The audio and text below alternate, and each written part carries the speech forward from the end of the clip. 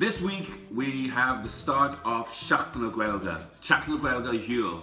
It's coming, it's walking, it's coming, it's right here. Seachtain Gaeilge, Fafad na Tíre. All around Ireland, people are going to be celebrating Irish culture, and that includes language, heritage, poetry, art, dance. I'll be traveling all around Ireland, sharing my passion and love for the language and the dance, Sean's dance. We'll also be teaching hip hop as well in Irish, and also be teaching Oro Shidova Oro. So, what has learning Irish done for me?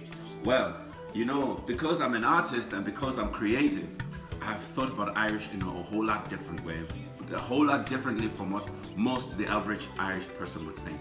The first one is the language that we speak in Zimbabwe is called Shona, although I call it Zulu. But Shona is a name that was coined by somebody. Now there's the speculation of where this word came from, but my understanding or my interpretation is that Shona is an Irish girl's name, and it means happy.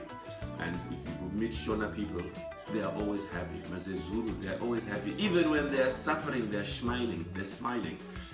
Another word that I learned in Gaeilge. You see, remember, the people that translated the Bible into Shona were Irish missionaries, and they included Gaelic words in the Shona Bible.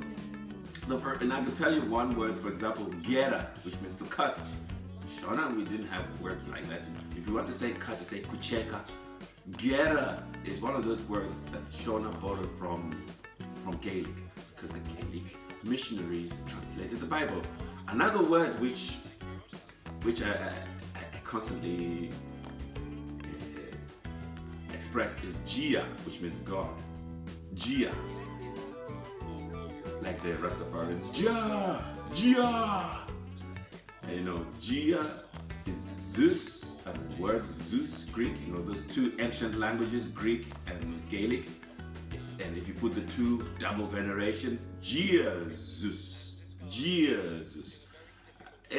I'm able to be creative this way because I speak other languages, and because my thought patterns and thought processes are being influenced by all the different languages that I speak and the logic and the history that I have. But the beauty of learning Irish for me is that it opens up your eyes, it opens up your realities. You begin to understand the place names, people's names. The history of the place begins with the name. And without knowing the name, you get lost in the whole process.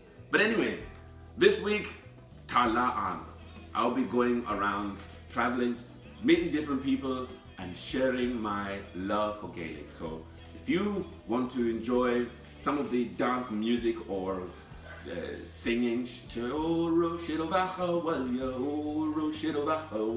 or Sean's dance, you know, contact us, but most importantly, do it with your friends.